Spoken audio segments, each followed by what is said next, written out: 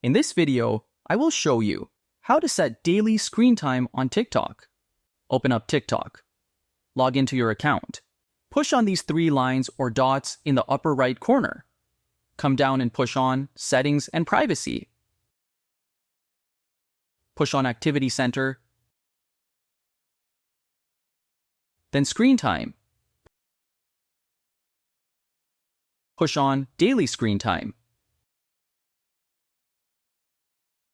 Then this red button, Set Daily Time.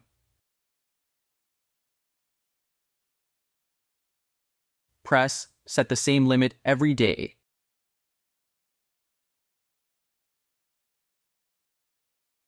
Then Time. You can set your daily limit here. Press Next. And that's how you do it, guys. How to set daily screen time on TikTok.